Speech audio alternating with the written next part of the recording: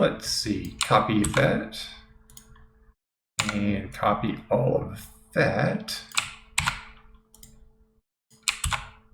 There. 270 lines, 30 seconds, not bad. Ow! I'm studying! I promise! So one of the issues that comes up a lot in computer game programming is reusing old code. We can make a new product by using old stuff, and it turns out being produced a lot faster. That's why game engines exist, frameworks, and things like that. So if we can make our own code reusable, we save our own time, our employees' time in the long run. And if we can save time, we can save money. If you work on it enough, then you can actually save maybe 2-3 hours a week per employee. And that's over the course of a year, you might be able to hire more employees, or you can make the product cheaper, you profit more, either way. So you probably have code written similar to this, where it's just a list of information, you're going to do some processing with it, and you're directly linking one thing to another and calling individual items specifically. When you want to add something new, then you add a whole new chunk of code, and it's just copy, paste. It seems reusable, but there's better ways to do this in the long run. So instead of the previous version, you might have a version that's more like this, where you put everything inside of a switch statement between here and here, inside of a for loop. And then the for loop just goes through one individual list to the next, but all the calculations are done at the bottom and are always identical from one to the next. What this does is, if any of these items is wrong and has a bug in it, you only have to change it in one place. So it also makes it easier to find where the bug is at, instead of having to search through 4 or 5 different copies of the same thing. And if you want to make an addition to this whole process, it's a much shorter piece of code. You don't have to worry about copy pasting this piece down here. All you have to do is add an item to the case statement, and then make sure to change this value at the top.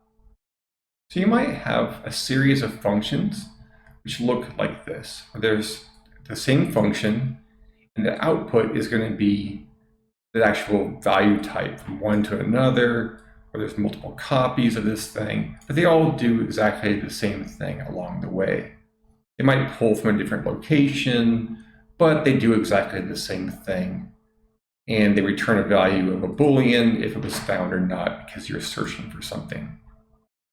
So as an alternate to having multiple functions, we can actually put in something like an enum. I wouldn't recommend putting it here, but for display purposes, it makes sense.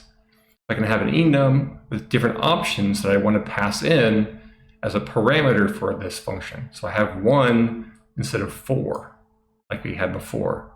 And I return an object as the value as opposed to a particular data type. So in C# it's an object, or you can have a void like in C++. Whatever your language has as a generic, you can use that instead. And then based off the parameter you have inside your switch statement, use a case, go for that particular type, do the basic function that you're looking for, and then return if it was found or not.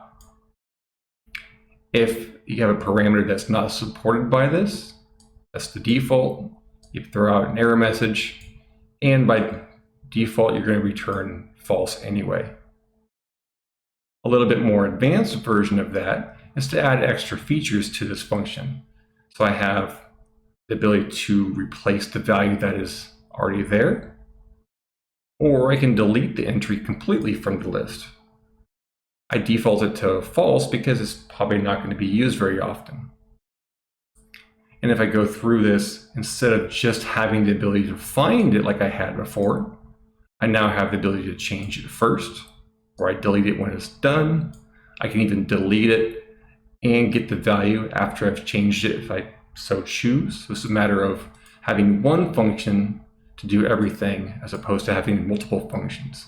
So the benefit to the programmer is that I only have to remember one function instead of 4 or 5. So another option we have is to make a class, which we will end up passing as an array that can be modified by the actual program along the way. So that's what this reference is in C++, be passing by pointers. What we can do is we have all the parameters we had passed along before, their out value, and we get extra features like having the ability to see if we found it. We can determine if we want to override it as a Boolean check as opposed to having to check the value. And we even get a constructor so it's easier to fill in the information along the way. Then we take it into our function as an array and step through it as a for each loop because we don't care about the order so much. So we can just go through one by one using the function that we had written previously. We change everything we need, and we have an out value if it was found. If it wasn't found, we can just make sure to flag the whole process as not working properly. So another particular class I'll use is something like a global variable class. Some languages will let you make variables in the overall program. Usually a bad idea for security issues and other problems. They're also hard to find for a lot of users. So if you put everything in a class, everybody knows where it's at, and you also have extra features.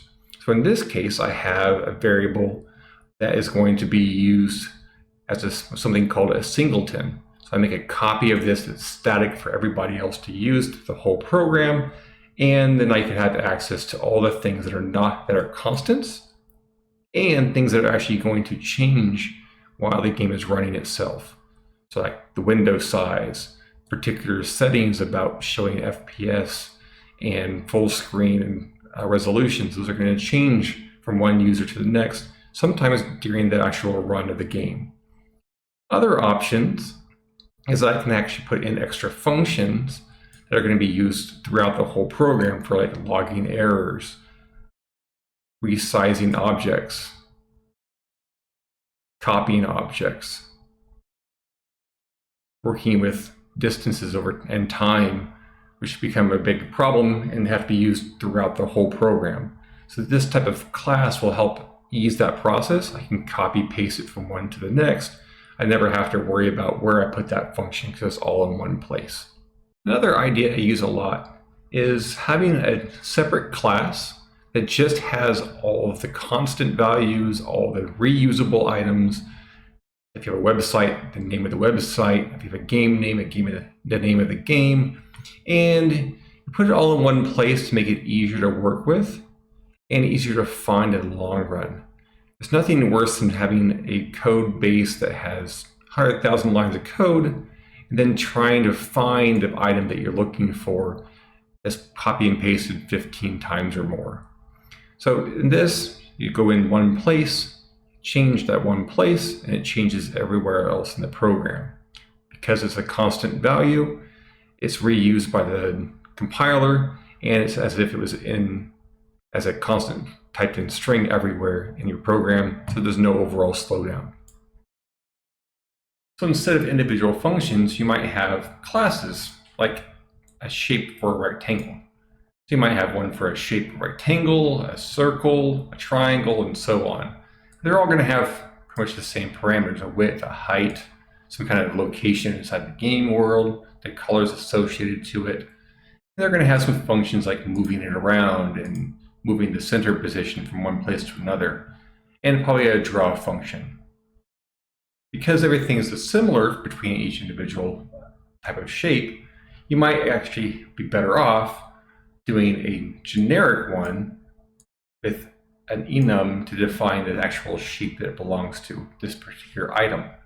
So you're still going to have the width and the height and position, because those are generic things you might have.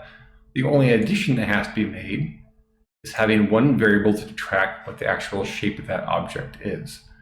So you just define it like before, you tell it what the shape is, you fill in the constructor just like before, and all the functions are the same until you get down to the draw function, which you have to have something special for each one.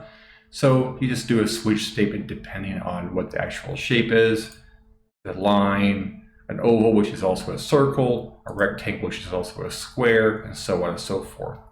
And just make sure that you have a situation where you forgot to put a piece in for a new shape you've added, so you write out an error message to catch those. Another option is to use inheritance or polymorphism. So instead of having a normal class, I have an abstract, which means that it's only a part of the actual class is defined. Like this one down here, which is incomplete. So I have defined a function, but I've given it no contents whatsoever. Other than that, pretty much everything's the same, except for I've added virtual onto all the different functions along the way. Then I inherit the base class with some new one like a polygon because it wasn't part of my original list. It also needs extra little features like knowing where the corners are at for an unknown number of corners. The constructor changes and it fills in the constructor for the base class. But then I add things like it has to make corners and then move all the corners to the right location. I'll have some kind of function that I can add to make corners that doesn't apply to other shapes. So this kind of works out well. And then I have replaced the original move and set center with new versions of it. It's the same function. When it's called, it doesn't know the difference except for whatever the override is the one that will be used whenever the type is shape polygon. So I now have a move that moves individual corners instead of moving the box for the rectangle. And the set center has to use the center position as opposed to that original rectangle like before. And I would define the draw that's specific for this particular shape polygon. So hopefully you learned a little bit about how to look at code differently than maybe when you were a student or a beginning programmer. You can reuse a lot of that old code that you've maybe written in new projects or future projects. A little bit of planning and a little bit of work at the beginning is a little bit annoying, but in the long run you save a lot of extra time. If it was helpful, go ahead and hit like and subscribe. And if you have any questions, go ahead and leave them in the comments below. Ow! I'm studying! I promise! You end up saving a lot of time in the long run. If helpful for you, go ahead and let me know in the comments below and hit like and subscribe. And I can't say like and subscribe, so I don't know why.